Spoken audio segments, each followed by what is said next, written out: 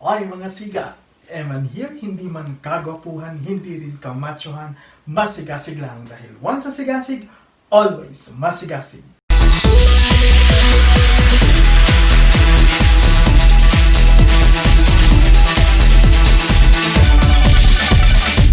Alright, welcome to my channel. So, ang pag-uusapan po natin ngayong gabi ay madibdibang topic po na kung saan maaaring karamihan po sa ating viewers ay makaka-relate. So, for today's vlog, I will be sharing to you 7 ways to move on. Yes, 7 ways to move on. Now, before we proceed with that, ano-ano ba ang dapat nating tandaan or facts about romantic relationships? So, the first one is we should consider that romantic relationships are not perfect relationships. However, we can do something to make it better. So that's the fact number 1. Fact number 2, compatibility matters. Compatibility matters in a romantic relationship because that will serve as one of your foundations. And of course, if compatibility matters, then it also follows that romantic relationship is a give and take relationship. Hindi lang naman lagi na ikaw ang nagbibigay at hindi rin naman lagi na ikaw yung tumatanggap. So, fact number 4, we invest time, effort, loyalty, and of course, understanding to make it a better one. Fact number 5, time affects the depth of the relationship. So, the more na marami kayong in-invest na time, mas malalim siya. Kasi nga, time really matters. Karamihan naman sa mga relasyon that though you have time, you invested a lot of things, but at the end of the day, it became toxic, it is no longer working, it became more destructive, then fact number 6 will tell us that it's okay to end it. Okay, so here are some tips on how to move on. So our tip number 1, give time to heal. Yes, give time to heal. We all know that time is a vital element. Time heals all wounds. We seek for divine intervention and pray for our healing. Give yourself time. Kasi nga po, the more you give yourself time, the more kang mas nakakapag-reflect sa pag-move on. Do not rush things. You should gain momentum from all the frustrations that you experience. Don't rush yourself to engage in a so-called rebound relationship kasi hindi mo siya matutulungan. Mas hindi mo matutulungan ang sarili mo kung kakabreak mo and then a week or a month later, makikipagrelasyon ka. It's a rebound relationship, mas hindi mo matutulungan ang sarili mo, mas masasaktan ka. So, you give yourself time to heal. Now, we have a social convention of 3-month rule. So, ano ba tong 3-month rule na to? Sinasabi nila that the minimum time to move on is 3 months. However, there is a new study would reveal that ang isang taong relasyon kailangan may katumbas na 2 to 3 months na pag-move on. So kung makikita natin, just in my case, I was involved in a 11 years and 6 months relationship. So, makikita mo mga 2 to 3 years pang mag-move on, mga best. So, medyo matagal-tagal pa. But don't worry, because even if we have these social conventions, at the end of the day, we should remember that you or we are the most knowledgeable determiner of our own healing. Tayo lang ang nakakaalam kung kailan tayo mag-heal. At paano ba natin masasabi na nakapag-heal na tayo? If you answer the question, hindi na ba ako nasasaktan? Kaya ko na ba? Well, if that is the case, masasabi natin na nakapag-heal ka na. Okay, so tip number 2. So what is our tip number 2? Develop self-awareness. We should be aware that breaking up with someone is a painful experience. Hindi naman yan masaya. Kasi kung masaya, di sana lahat nagbe-break or sana options niya mag-break. Pero nga, masakit siya, kaya we should recognize that fact. Wala namang masayang breakup in the first place. But, in this pain, we could help ourselves. We could help ourselves to heal. We could help ourselves to move on. Ngayon, makikita natin in a stage of breakup, according dun sa book ni Elizabeth Kubler-Ross noong 1969, ito yung book niya na On Death and Dying. the author recognized that there are 5 stages of breakup. So, pwedeng nararanasan natin to. The stage 1 there is denial. Dinideny mo yung pangyayari na nag-break kayo, na sana may chance pa, ganyan, sana hindi nangyari yon. And then later on, if that stage will persist, it would lead to anger. Kasi frustrated ka. Na-frustrate ka na bakit ganito, ganyan. And then later on, may stress ka, malulungkot ka, then you will engage in a bargaining stage. Take note, sa bargaining stage kasi, minsan may mga relasyon na hindi talaga nauuwi sa total breakup kasi nakakapag-compromise na sila sa bargaining stage. But here is a tip. If bargaining happens once or twice, then it's okay. Maybe you could give the relationship a chance. Pero kung paulit-ulit na ang nangyayari, and then paulit-ulit na rin, it became, it became cyclical. At saka, ang isa sa mga reason kaya kayo nag-break up is cheating, all I can say is, i-end na dapat. Because we should consider that romantic relationship is a mutually exclusive relationship. So, mutually exclusive yan, ibig sabihin kayo lang dapat. So, in bargaining, pwedeng makipag-bargain ka, but if it's no longer working, then i-end na natin until marireach natin yung stage na depressed tayo. We lose appetite, hindi tayo makakain ng maayos, nalulungkot tayo. If we experience that, it's okay. It's okay to seek help. In my case, I experienced that for 2 months. Talagang ang lungkot, I lost my appetite. Umiiyak ako gabi-gabi, humahagulgul ako to some extent. Suicidal thoughts na, ganun. But I realized that I am worthy. I am worthy of existence. Stage 5, acceptance. Live a new life. Forgive yourself. That we should take note that relationship is a shared responsibility. So, if that relationship ended, it's not only your fault. Do not bring too much yourself. Because relationship is a shared responsibility. And when you accept things, huwag kang maging bitter. Just accept, move on, and then you will realize that you can grow individually. Or you and your ex can go individually. And of course, you just stop your shoulder.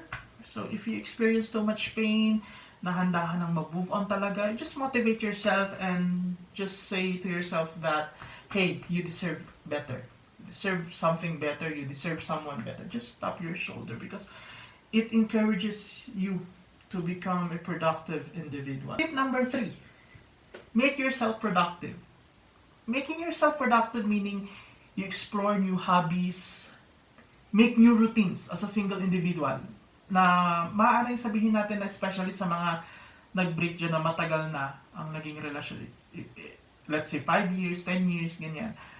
Napakahirap nito. Pero makikita natin that maybe you can think of a time na ginagawa mo before naging kayo. Maybe you reconnect with yourself, you discover something, just learn new hobbies, ganyan. Makakatulong din po ang pagsusulat ng diary. So, have a diary because having a diary boosts your intra-personal intelligence. Intra, sa loob mismo. Kasi you are developing self-awareness in writing a diary. You read books, write poems, create songs, ganyan. Watch films, at least in my case, I watch 1 to 2 films a week. Ganyan. I watch cartoons, love story, tragedy, ganyan. Because it helps. It helps you to understand the complexity of your own emotions. So, nakakatulong yon. And then, of course, dahil quarantine period ngayon, you do an online career. Yan, ang daming available jobs online. Maybe I could do separate blog from this, online career. Kasi we are trying to make ourselves productive despite of the breakup. Just for instance, in my case, nag-break kami, quarantine period, ganyan. Or we officially ended our relationship quarantine period. So, ang hirap. Ang hirap nun. But anyway, may mga job naman tayo online, so we can have that one. And, of course, if we want to affiliate ourselves with others, we join social media groups. For example, in Facebook, we could join yung mga community ng pet lovers, culinary tips, ganyan. Or we could also join platforms of professional organizations we join, ganyan, mga youth movements, civic-oriented groups, ganyan. So, ang dami natin pwedeng gawin. Ang dami natin pwedeng gawin para maging productive. So, yes, nandun ka sa feeling na frustrated ka, nalulungkot ka, but at the end of the day, you should make yourself productive. You should gain momentum from your frustration because you deserve to be okay. Take note, you deserve to be okay because your life is a precious gift. It's a precious one. So, just live with it. Okay? So, tip number 4. Detach emotions from memories. Yes, sabi nga sa konteksto natin, ang mga alaala ay traidor. Totoo yan. If you cannot handle well the memories, it became your worst nightmare. It became your most effective traitor. Your most brutal traitor. So what you should do, yes, you recognize the memory is there. Unless you experience amnesia, makakalimutan mo siya, your memory will go back to zero, then it's okay. Pero most of the time, hindi naman ganun nangyayari. So you recognize that the memory is there. But also have this counter-intuition that the memory is there, but it will become less impactful if we forget the emotions attached with it. Kuha po natin yon. So, yes, nandiyan yung memories. Pero, ang kalilimutan natin yung emosyon. Kasi pag nakalimutan natin yung emosyon, then we could deal that memory. At ang magiging itsura or ang magiging role ng memory na yun is it will serve as a lesson. Kasi tinanggal na natin yung emotions na naka-attach doon. And how will we detach the emotions from that memories? I'd like to share to you 3 simple steps. So, step 1 is think of all her or his flaws as your partner. Noong mga time na to na inaalala mo, ano ba yung mga mali niya? Ano ba yung mga ayoko? Kasi makakatulong yun sa pag-detach ng emotions mo doon sa memory. Ano ba yung mga flaws niya? It's okay to think of the flaws. Kasi hindi naman ibig sabihin na iniisip mo yung flaw niya ay kamumuhian mo. You think of the flaws para ma-discourage ka na isipin na yung emosyon na naalala mo. 2, think of all the pain that you have at this moment. Di ba, na-frustrate ka, malungkot ka. So, isipin mo yon. Make that as your motivation, yung frustration mo, para hindi na maalala yung memory, or hindi mo na maalala yung emosyon na nandun sa memory. Kung paulit-ulit mong naalala yung moment na yun, at least hindi na yung emotions. Because we should take note that in the context of emotional attachment to a certain memory, emotions are self-made. So, tayo ang gumagawa nun. It's a self-made.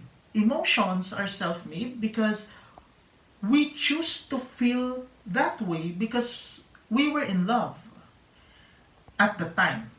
But at this moment, kasi nga nag-break kayo, we were no longer in love in that moment. So, yung emotions na nandoon does not necessarily or do not necessarily affect the emotions that we feel right now. Kumbaga, alaala na lang talaga yon.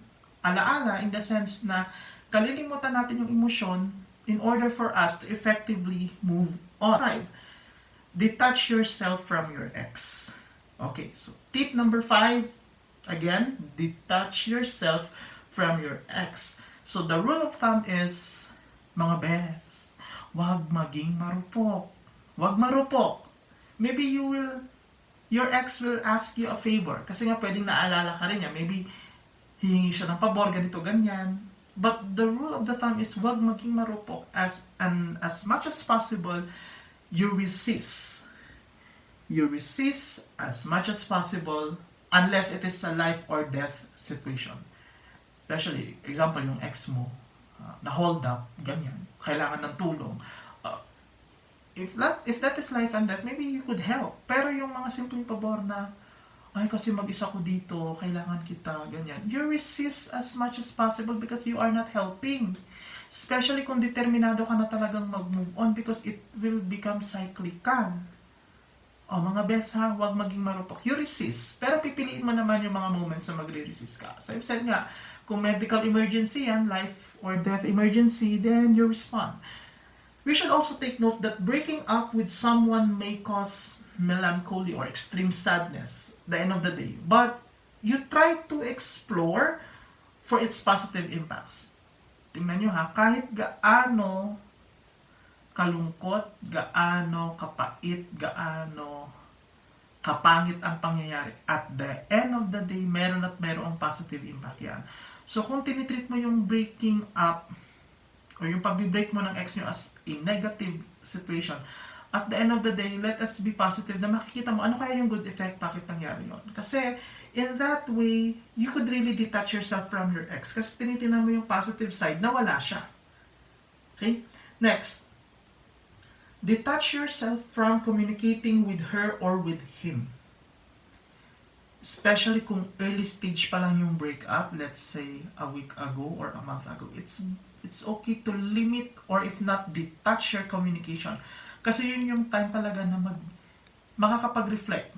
And you're reflecting of moving on. Pag nag-high, okay, ito, in reality, anong gagawin mo if just in case kakabreak, tapos biglang nag-high or nag-hello si ex? As much as possible, wag mong papatulan yun eh. Take note, wag kang maging marupok, pes. Okay, kasi nga nag-move on ka. Now, the question is, maybe you could ask me, or you could ask this question that, can I treat my ex as a friend? Well, in my case, kasi my perception is, it's either build or break kasi sa akin. So, if I answer this question, it's a no. But it depends on the situation. But one thing for sure, it takes time to build that kind of relationship. Nag-break kayo, you decide to move on. 2 weeks kayo nag-move on, tapos friends kayo. Are you really sure? So parang ganun yung complexity. Kasi if we build another kind of relationship with the same person, it's too hard. Parang nagiging hipokrito lang ang nagiging hipokrito lang kayo sa isa't isa na you want to be friends kasi ayaw nyo mawala yung isa't isa. So the love is there, but ayaw nyo mag-take ng risk. So ano yun? 'Di ba? So it's not really coinciding with the principle of mutual benefit kasi you should take note ganun talaga. So you should ponder on that. Okay? So kung gusto nyo maging friends, it takes time but not now. Example, kakabreak nyo kahapon and then ano yun, magdamagan kayo nakamove on tapos today you decide as a friend. So, pag-isipan nyo yung mga ganong tendencies. Okay. Tip number 6, have a peaceful closure. So, the rule of the thumb is huwag maging bitter. You need closure because you don't want your past to ghost you in your future relationship. That's why you have a closure. So, all beginnings deserve an end. Whether it is a good or a bad ending, it really deserves an end. So, ano yung magiging content ng closure? I will give you a pattern para hindi tayo maging marupok. So, the content of your closure is, of course, kukumustahin yung isa't isa. So, kumustahan yan. But the question is, what if your ex wanted you to be back? Well, just tell these 5 simple words. Friend or ex, ganyan. And then you tell this one, just learn to move on. Because yun yung ginagawa ko ngayon. So, kaya kayo nagkita kasi malinaw na gusto mo ng closure. Pwede sabihin niya na, hindi kasi pwede pa nating i-reconcile, pwede pa nating ma-fix yan. If you are really determined to do that thing, there is no amount of persuasion can convince you. There's no amount of persuasion could move you. Kasi on the first place, you are determined to move on. Yun ang mahalaga doon. So take note, huwag kang makipag-closure kung hindi ka pa handang mag-move on. Kasi magiging marupok lang kayo sa isa't isa. Okay, so, and then kumustahan kayo? What could be your possible topic? So what did you do in times that you were separated? And then inform your ex about your intention to have closure. And then at the end of the day, you tell your departing words or your final words. And please don't give false hopes. Tutulungan nyo ang isa't isang mag-move on. Do not ever say yung mga words na ganito. Baka malay mo tayo rin sa huli. O baka malay mo sa next life natin, kung naniniwala kayo sa reincarnation, baka malay mo sa separate life natin, tayo ulit. My God, do not give false hope because you are not helping each other to move on. Parang nagbibigay ka ng rason na kumapit pa, pero wala naman na. So that's very ineffective. Do not ever do that. Kasi ang intention nyo talaga is to move on and have your own path. So ganun siya.